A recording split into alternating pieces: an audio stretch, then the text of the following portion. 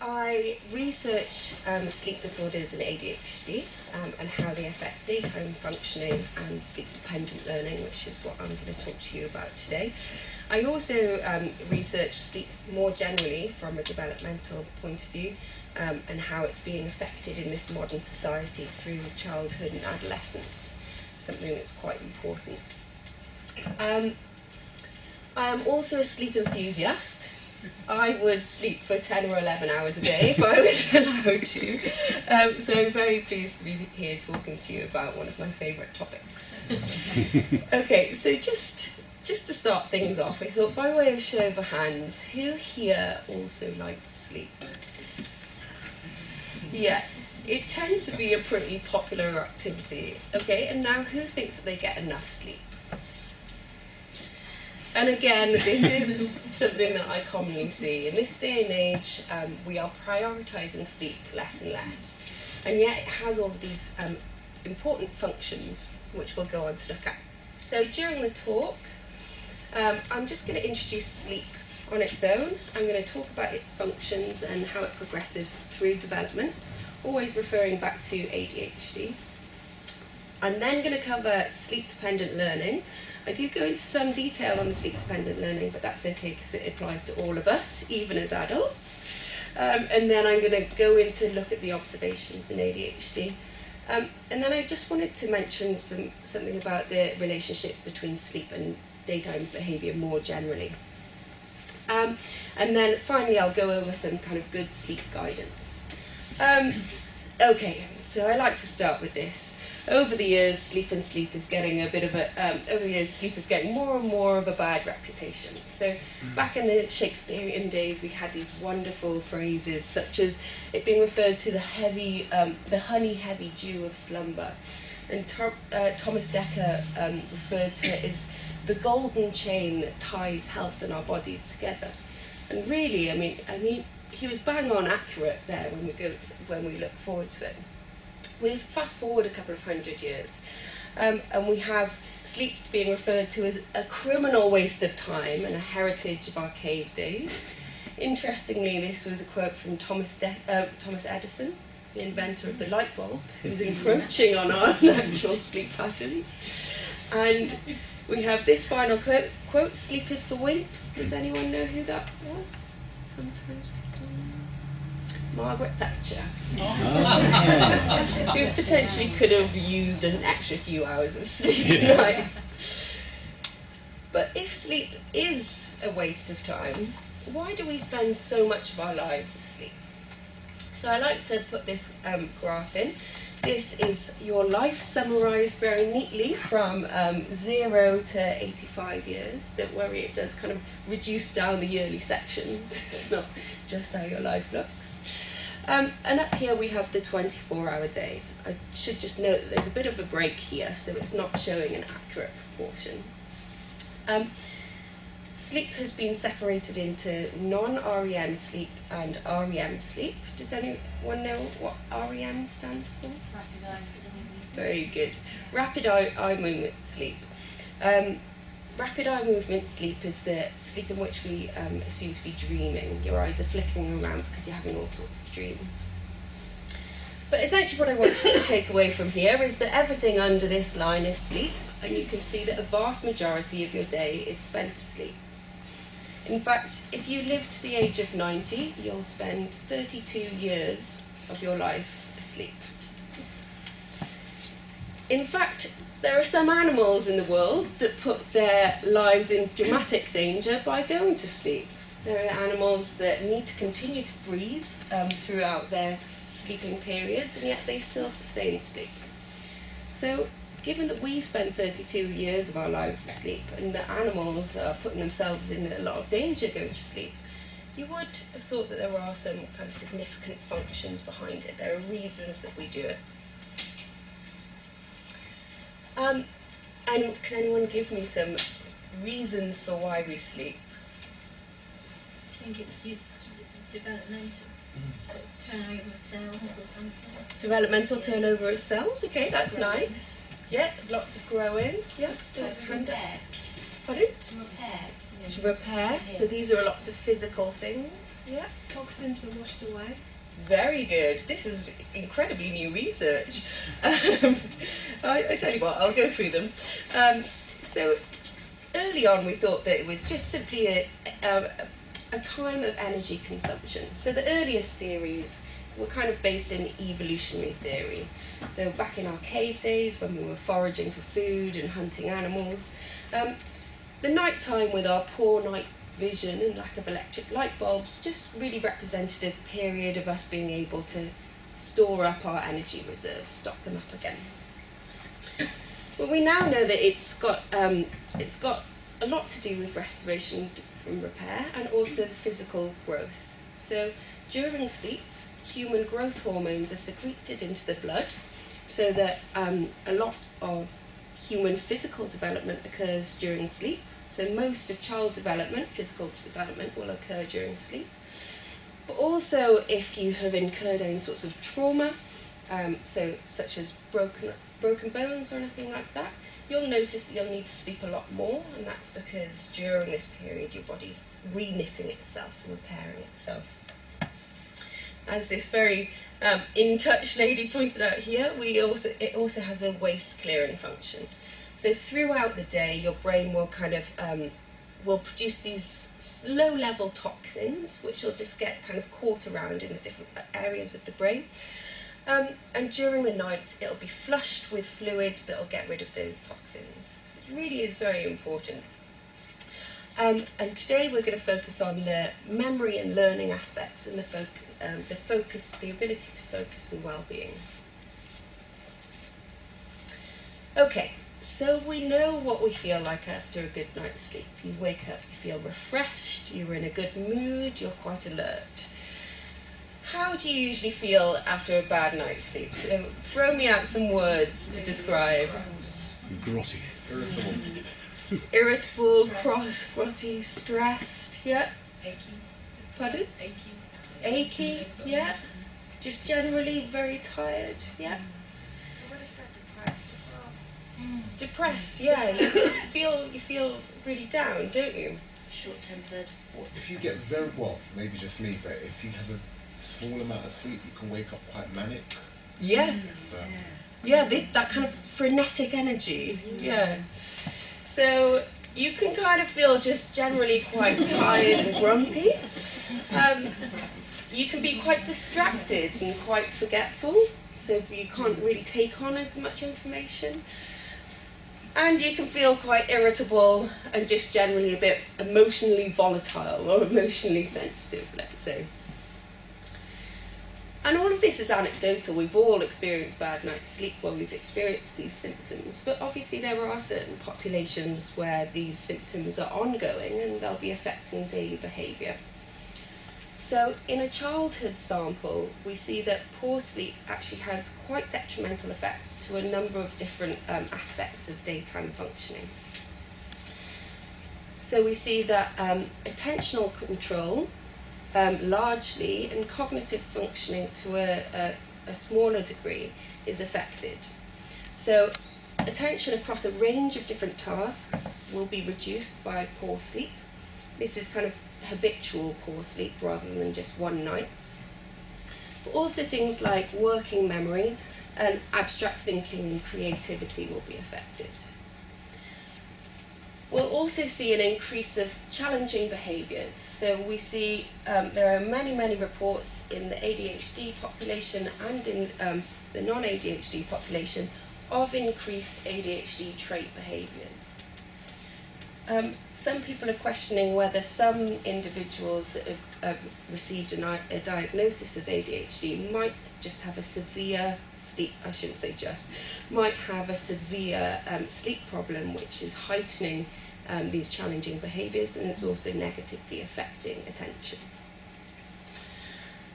We see increased emotional problems, externalising and internalising problems. Internalising problems can be things such as anxiety and depression. So it's really important. But something you might notice from this, so this is ADHD children and children without ADHD all grouped together in this slide. what you might notice is that that profile seems to map quite closely onto the ADHD profile. So how about sleep problems in ADHD? Well, they are very commonly reported in the ADHD population. This number varies hugely according to which kind of articles you read, but it's usually in the higher range. Between 25 to 50% of children with ADHD are reported to have certain sleep problems. You said that you were parents with children with ADHD. Could you give me some idea of the sleep problems that you've experienced? All of those. All of those? Especially with medication. Yes. I think that, starting to go to bed at 8 but probably getting to sleep at 11:30 is quite common. Yeah. And get quite distressed about not being able to get to sleep. Yeah. I think that's try everything, all the things that we do, try and look at a book, we do a lot of audio books, and we've done that's really helped. Yeah. That really does help. It's it's quite nice. It's something to keep the mind distracted. Or just getting up and having some milk and some honey or something like that, just to try and break it. Also use some homeopathic remedies as well. Oh yeah. Yeah. Fantastic. Yeah. But I mean, that's a really good point you've hit on there, is that the medication given for children with ADHD is actually stimulant in nature. So whilst it's treating the kind of daytime aspects of ADHD, it's interrupting with their night sleep. So we commonly see things that revolve around initiation of sleep. So children with ADHD have problems in getting to sleep in the first place. They'll have heightened sleep anxiety. Maybe you'll see more bedtime resistance. You'll see a greater sleep onset delay. We also see problems with maintaining sleep. So once they are asleep, they might wake through the night. One of the reasons for this is that there are actually increased nocturnal movements. So during the night, they're kind of moving around in their bed, and they may be waking themselves up from these movements. Or indeed, these movements are an indicator of the fact that they haven't reached a deep enough level of sleep, and they're kind of remaining in a higher level of sleep.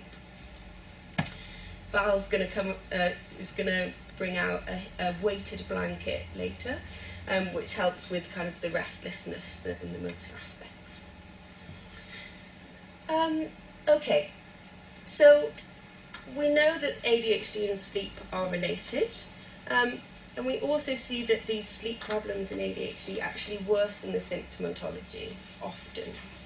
So if in studies where they restrict these poor children's sleep over a number of nights, we'll see that it'll have a negative effect on their behaviours, but equally on the kind of more cognitive aspects of attention as well.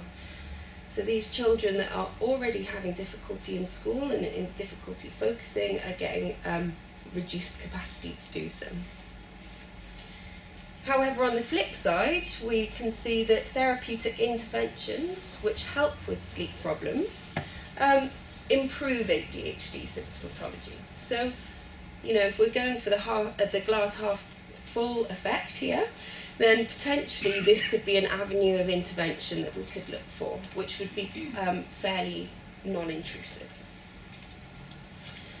Okay, so why is there this close coordination between ADHD and sleep problems? Well, a lot of the biological mechanisms within the body, basic biological mechanisms that regulate sleep and wake, they regulate alertness, are also those that regulate attention.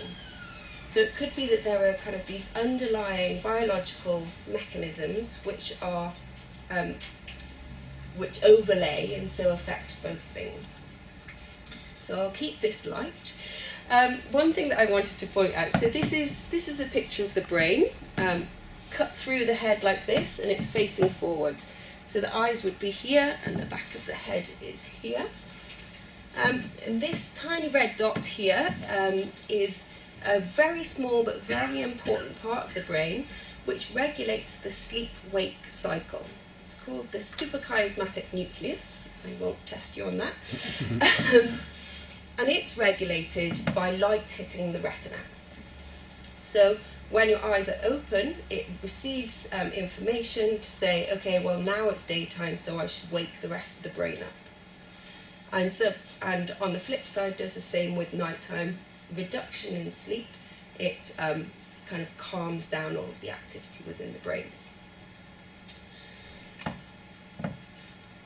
And we see huge overlap between the regions of the brain that control the regulation of arousal, so this sleep-wake network of brain regions, and those that control attention, and that these are usually main sites that are indicated within ADHD psychopathology. So there's a big overlay in terms of brain regions. There's also a big overlay in terms of the chemistry of the brain. So two neurotransmitters, norepinephrine and dopamine. Norepinephrine is sometimes called noradrenaline as well. Are dysregulated in ADHD, or are often discussed to be a core deficit in ADHD, and they are wake-promoting neurotransmitters. And then finally, this is your HPA axis. So this axis would be linked to this little small nugget here, which is telling us whether we wake up or not. And it sends information down to the body about whether we need to wake up, whether we release hormones that inspire waking, or whether we need to calm down. And the hormones that are within these axes are often they show atypical fluctuations in ADHD. So the key hormone here is cortisol. Cortisol, which is the hormone that gets you up in the morning, is also the hormone that regulates your stress levels, which I think is quite funny. So the most stressful part of the day is morning when you wake up, which I'd agree with. And this is disrupted in ADHD. Okay, so that's the basic biology of sleep in ADHD. But really, what's mainly important is how this affects daytime functioning. So I'm going to talk to you about sleep-dependent learning. So what is sleep-dependent learning? Well, it's the simple observation that memory is enhanced after a night's sleep. So if we give adults in this instance some simple memory tasks, so we're going to give them a word association task, so that every time they hear the word gold, they have to say the word tea, and every time they hear the word cake, they say the word seat. It's only when I came to practice this talk that I realised that I must have been really dying for a bit of afternoon tea at this point. So we give them a simple word association memory task. And then we split our group between a wake group and a sleep group. In the wake group, we provide them with training to begin with. We provide them training in the morning. We test them one time in the morning, and then we test them again in the evening. And there'll be 12 hours in between the first test and the second test where they've just been awake. They've had a normal day. And then in the sleep group, we'll give them their training at 9 p.m. in the evening and give them their first test. And then we'll test them again in the morning after they've had a night's sleep. And almost resoundingly, what we find is that the sleep group will outperform the wake group on a range of different tasks, lots and lots of different tasks. So we see this across tasks which require explicit knowledge, so require us to say the things, require the adult to tell the researcher the knowledge that they've retained. So things like word pairs, even short stories or object locations, and we call this declarative memory. So these involve declarative memories because you have to declare the knowledge, declare the memory. But we also see it on a range of tasks which involve different procedures. So finger sequence tapping and motor memory tasks, or mirror tracing tasks where you have to draw a picture only using your sight in the mirror, which is incredibly difficult and worth doing if you fancy a giggle, I would say. And these are procedural memory tasks. So these are two different types of memory. And just wanted to highlight those because we see different patterns of effects between these different types of memory in children and children with ADHD. So what's going on? Well, we know that there are a range of different tasks and that sleep is benefiting in some way. So it's quite good for us to kind of decode what memory means, the processes of memory, so that we can understand what's happening. I want to apologise in advance for this slide because I used my artistic licence on it and I really did go for gold. So there are three key processes in memory for a successful memory. Firstly, we have a period of encoding. So we learn the information, we learn that gold is related to tea in this task. And then secondly, in order for the memory to be successful, we need to be able to recall it. It wouldn't be a memory if we weren't able to then recall it at a later date. And in between this, there's a very important process, and that important process is the process of consolidation. So that memory gets stabilised and becomes more long-term in this process of consolidation. And we now know that consolidation for new information occurs mainly and most effectively during the night, so during sleep.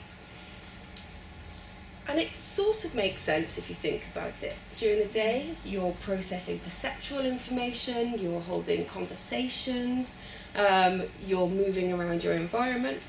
Whereas at night, you're freed from this external world, and it represents a period of calm for which your brain can now process all of this information again. So it goes over and over and over it, and it makes that memory more and more stable. I'm going to briefly touch on the brain again. Is anyone interested in neuroscience? Yeah? Oh, fantastic. Okay, I won't be so apologetic. So during this process of encoding, acquisition, and consolidation, we need the memories to go from a temporary store during the day, which is in the hippocampus, which is in the centre of your brain, right in the depths of your brain there. And it needs to get restored around the neocortex, which is the area of the brain which is kind of most advanced in advanced mammals. It's the kind of like bendy, whirly bit of the brain. And what we observe is if we look at brain waves during the night, we observe a level of communication between these two memory stores. So the neocortex calls down to the hippocampus and says, have you got any more new information for me? What have you got? And the hippocampus goes up to the neocortex and kind of goes through this process of filing the information away. And the information will be filed away alongside relevant information it's associated with. So it'll be stored in a kind of stable environment. And it's actually sleep which is rich in slow waves. That's non-REM sleep, which is most useful for declarative memory consolidation. Okay, I will get to the ADHD bit.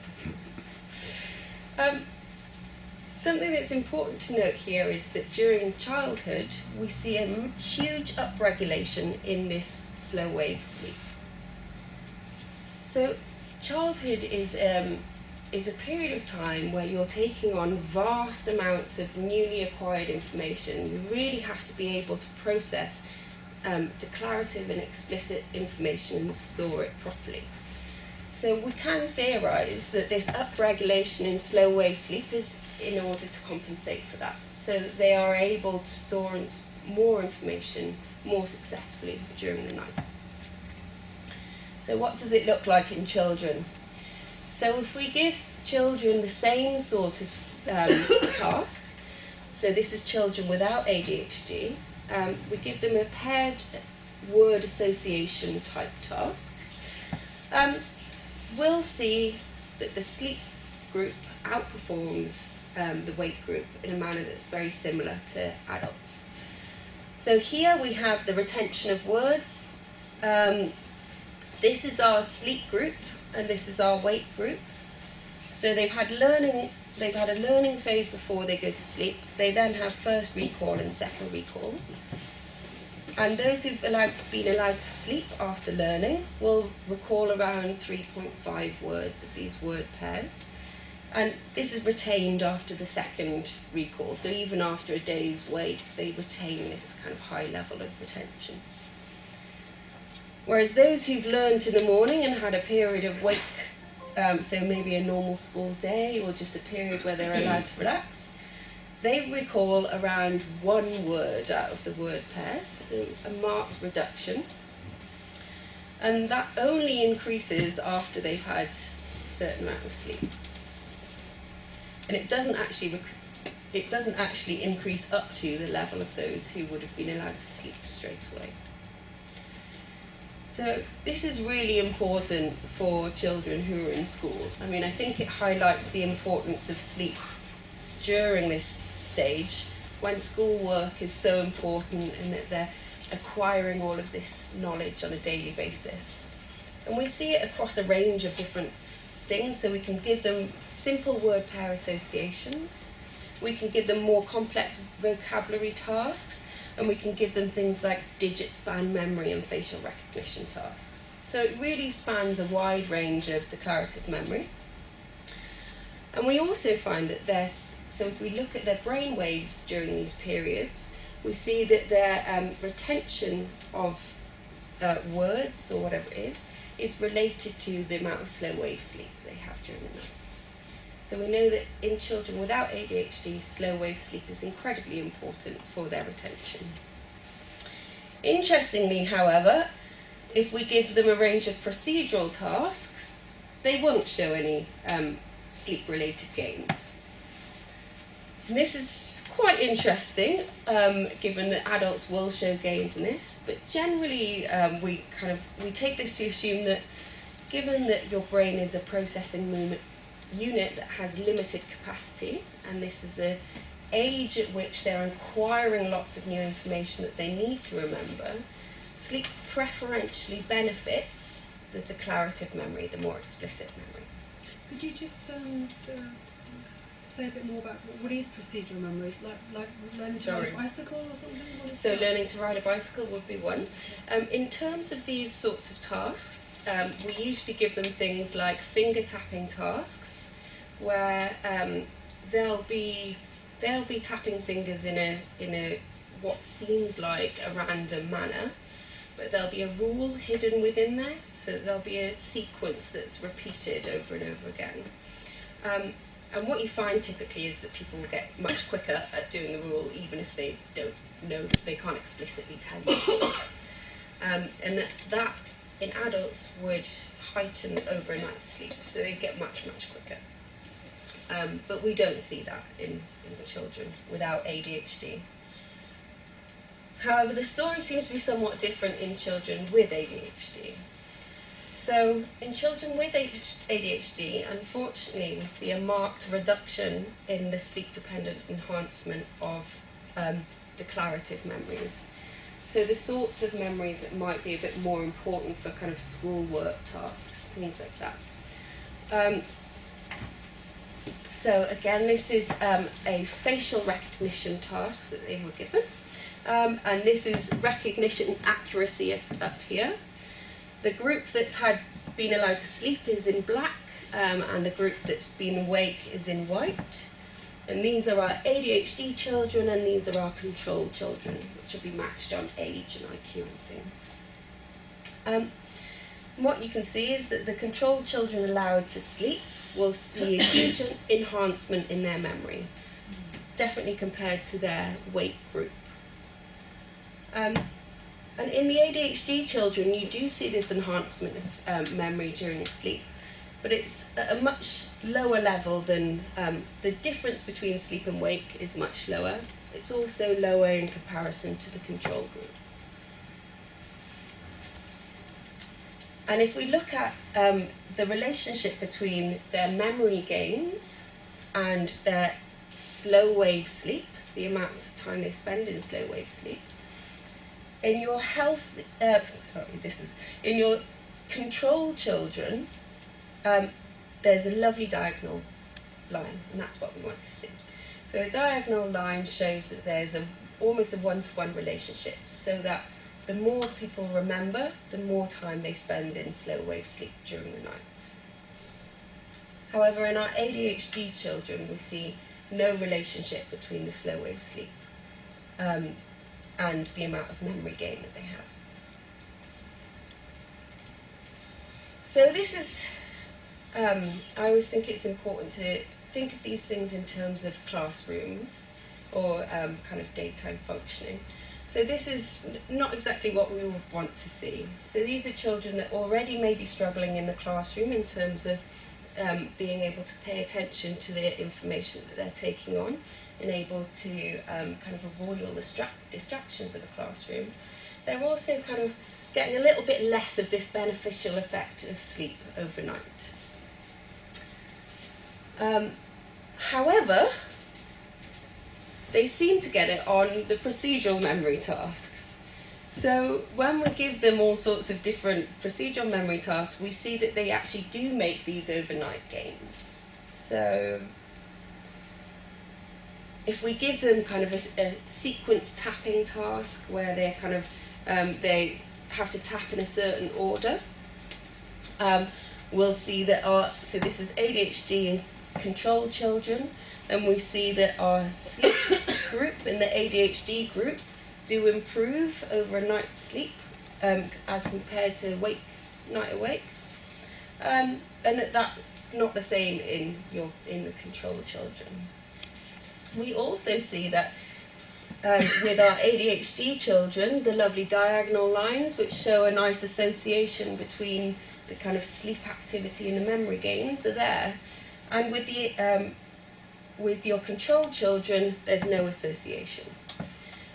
What I think is really nice here is that although there may be some sort of deficit in kind of one area of memory in ADHD children with regards to sleep, actually that benefit is going to a different area of sleep.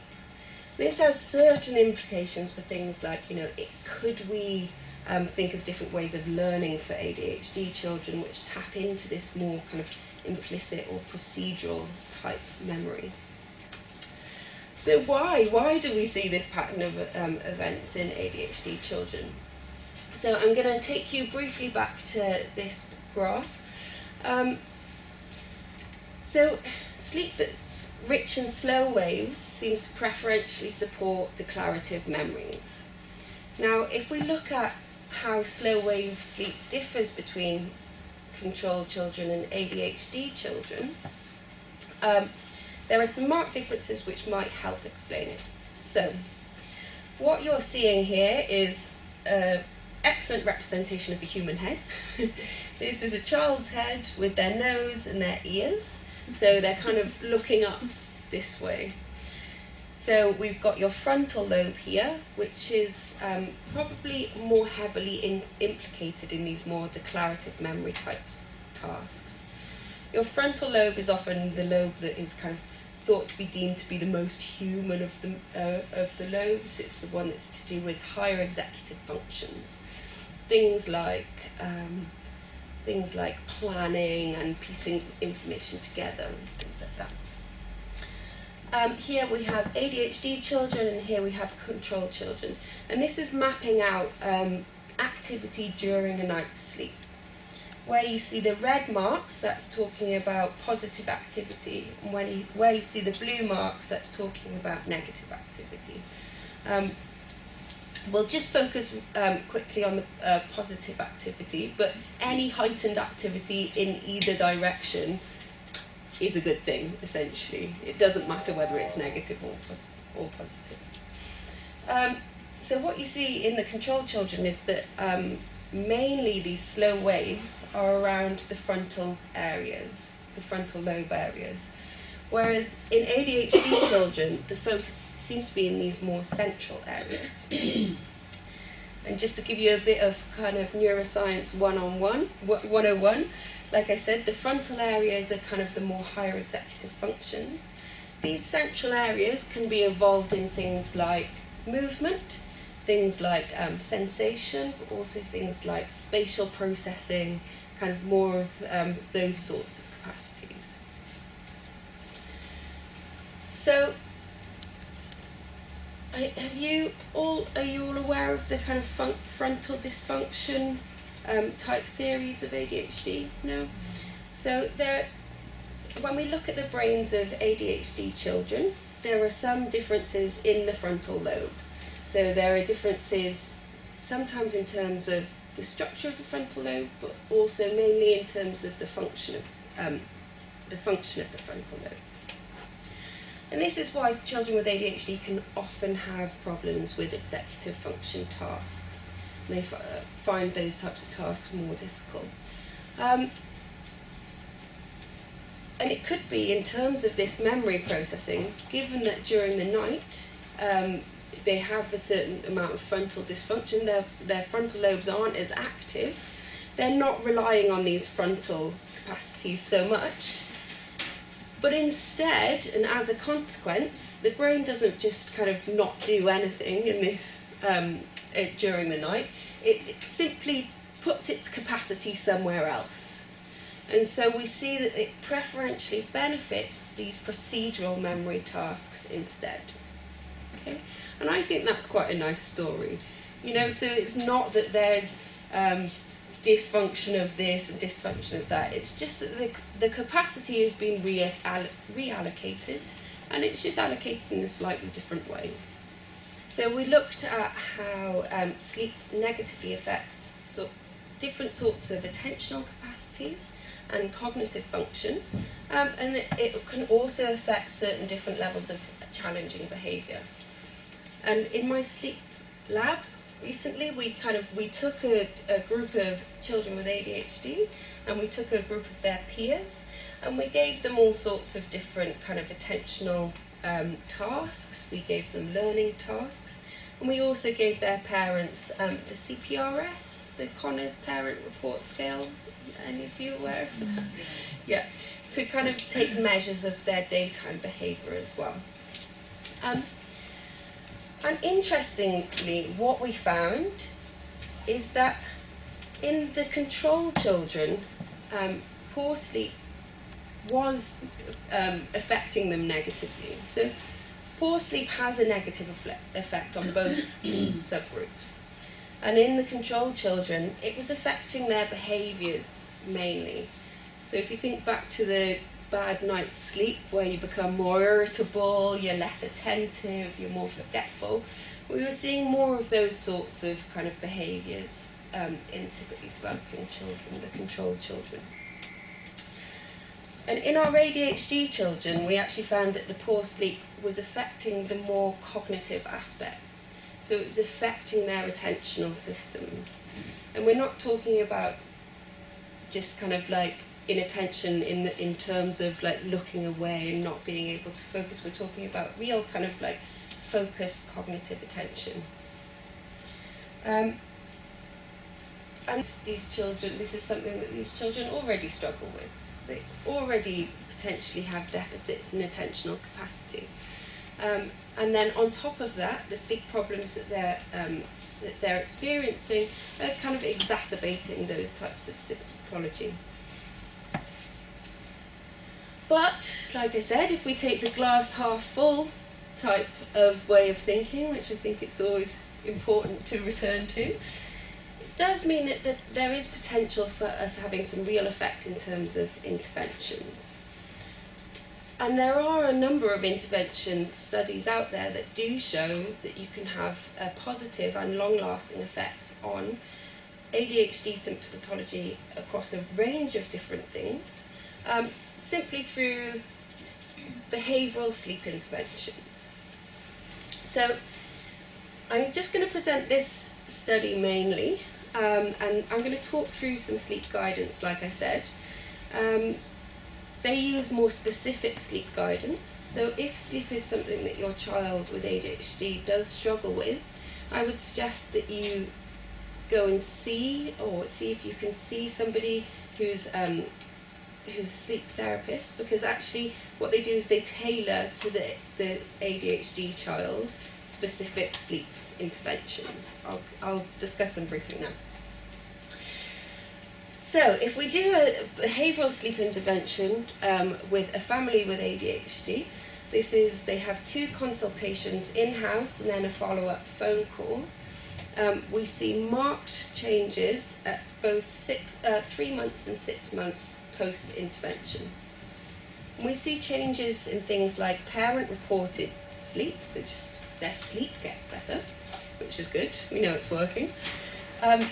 We see that the ADHD symptom severity reduces as a consequence. They score higher on the quality of life scale, so they're kind of just generally a bit happier and healthier in their daily lives. And then daily functioning and behaviour, and that's going to be recorded on something along the lines of the Connors.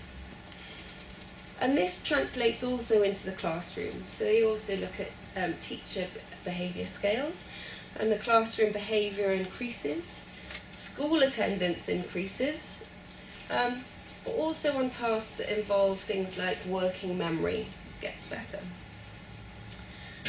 Something that I think is really nice as well, they took a measure of caregiver work attendance and caregiver quality of life, and they found also that at 3 months the caregiver had positive effects on their work attendance, presumably because their child was going to school more and so they were able to then go into work. But also on their own mental health. They were experiencing positive boosts because of the alleviation of symptoms of their child. Other behavioural studies have focused on things like psychosocial functioning, so how the child will then interact with their peers and how they'll be able to get along with their peers, and have also shown marked increases following just brief behavioural interventions. Okay, so I'm going to go on to some good sleep guidance. So again, show of hands, whose child struggles with sleep problems? Yes, everyone. This is typical good sleep guidance. So this is something that you've probably already tried. These are things you may have already tried. And, definitely continue with. I would advise that if you find the sleep problem severe enough, to go and try and talk to kind of a sleep therapist or a clinician about it. There are a number of different websites that are really useful, and at the end I'll give you those different websites. So, in terms of good sleep guidance, the main one, the one that we absolutely advocate, is establishing a routine and sticking to it. So children need routine in their lives. They are actually incredibly mechanistic, more so than we are. And so if you establish a good routine, the child's brain and body will start preparing itself for bed before you even actually get them into the bedroom. I'll go on to talk you through a good routine, but some other points that are very important is making sure that the room is a sleep haven. So keep it cool, keep it quiet, and keep it dark. Like I said, the brain is highly attuned, the sleep-wake cycle is highly attuned to light, and so if there's high levels of light in your bedroom, you could be kicking off these sleep-wake cycles again. Interestingly, where do we all go just before going to the bedroom? Where do you brush your teeth and everything? You go to the bathroom. Who would say that their bathroom has quite bright lights in it? Yeah? It's usually one of the most well-lit rooms in your house, and actually that could be having a detrimental effect on kind of the mechanistic ways you want to be settling your body down. On the flip side of that, it's really important to let in sunshine as soon as you wake up. So if you have problems getting up, make sure that you're getting that huge environmental cue to get yourself up and get going. This is something I'm particularly keen on, keeping the bedroom media free. So things like audiobooks, they're fantastic tools. As long as they're not going on games when you're downstairs. Things like really exciting games, or even highly arousing things like, like Facebook or what's the Snapchat or whatever they're on nowadays. Those are going to be kind of increasing levels of arousal. So if they're even doing things like homework in the bedroom, if they then put their laptop down and simply just get into bed, that's still kind of an area of work, an area of kind of maybe a little bit of anxiety. What you really want to be doing, especially with people that struggle with sleep, is having that as a haven. It's meant to be kind of your area where you can just really calm down, relax, and get yourself into sleep.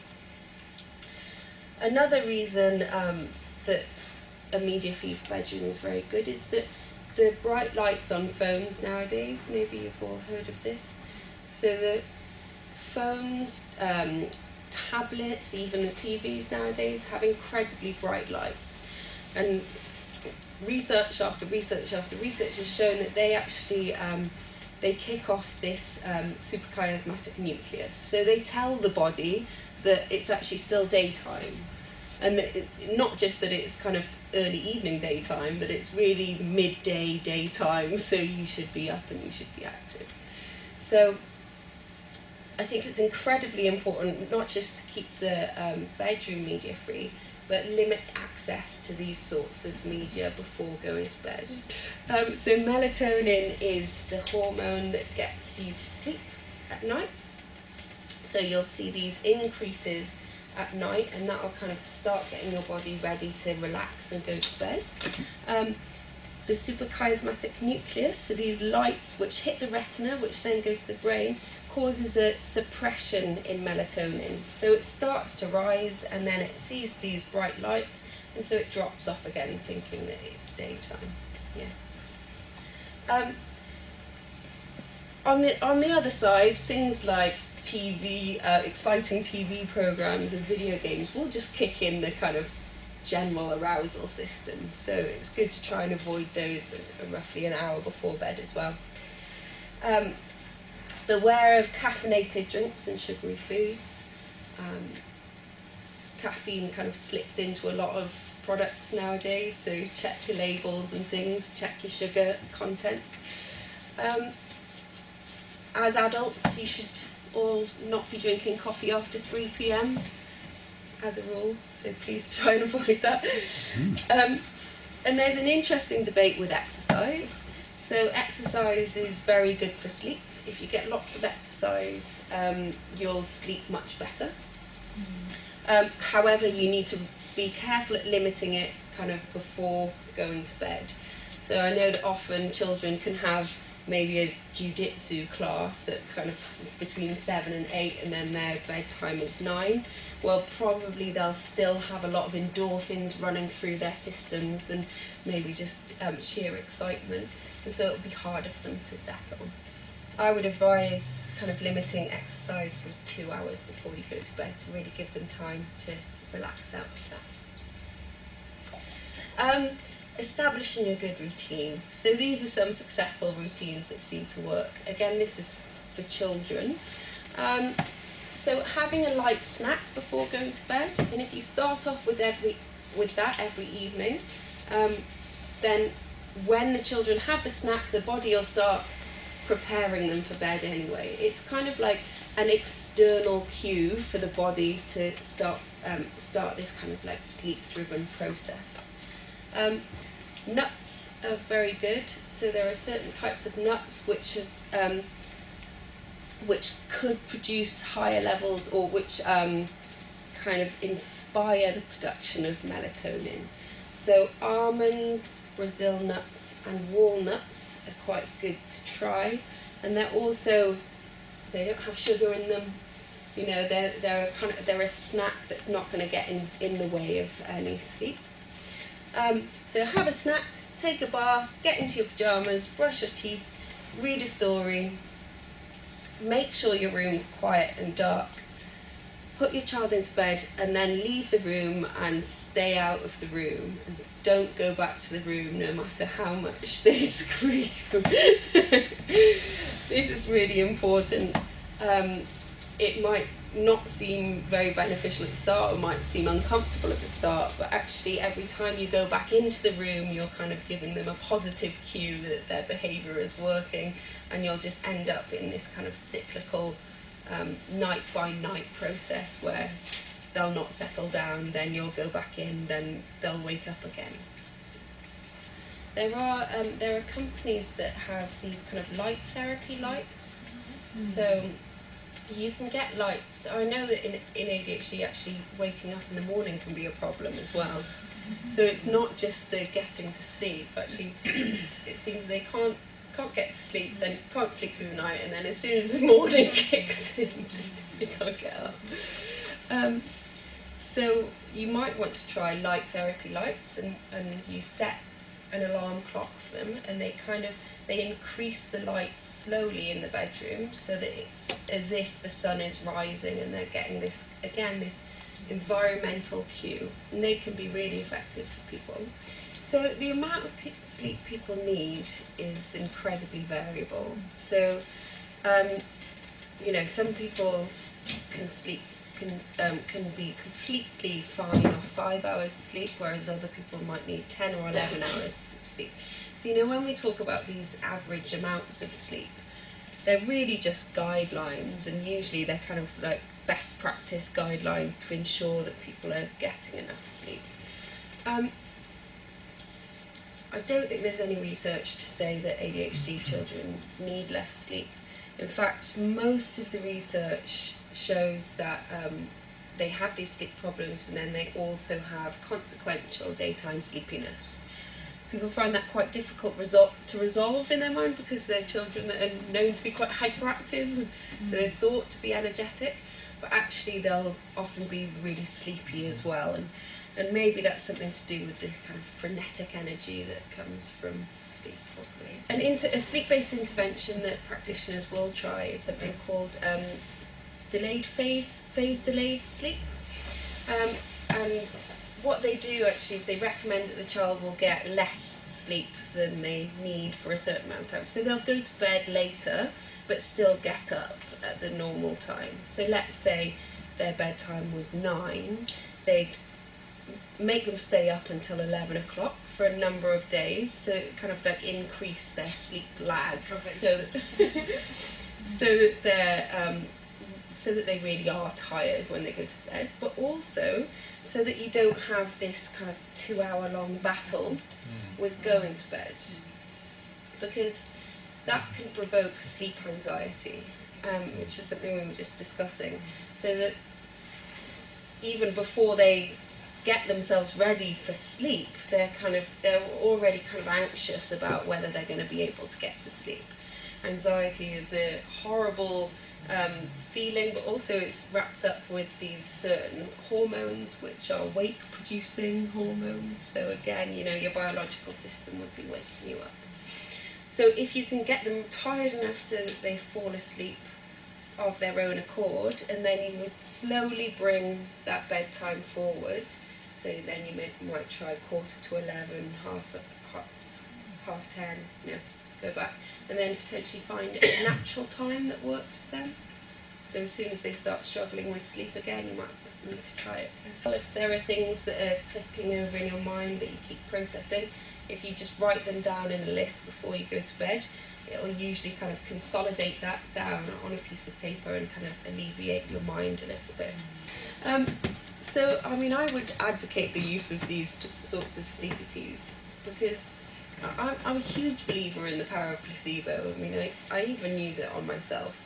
And if sleep is something that is kind of promoting a lot of anxiety in a child, so that again, before they're even kind of getting into bed, they're kind of getting restless and they're getting agitated, sometimes giving them something which you say to them, this is going to help you sleep, that empowers them to kind of forget all of the anxiety. Again, anecdotally, I was saying that I've been to do a lot of sleep research with ADHD children, and I used to give them these sleep watches that monitor different movements, kind of a way of just registering different levels of sleep during the night. And without fail, the parents would say, "Oh, it's really strange, he slept really well this week. He doesn't usually sleep that well." And I think it's because we would give him this and be like, "This is your special sleep watch, you know? This watch is going to make you able to sleep." And yeah. So I think sometimes it's just about kind of trying to empower them and trying to distract them from not being able to sleep. Anyway. Yeah, so I mean, I don't know the kind of medical efficacy of those things, but I drink them myself when I can't sleep.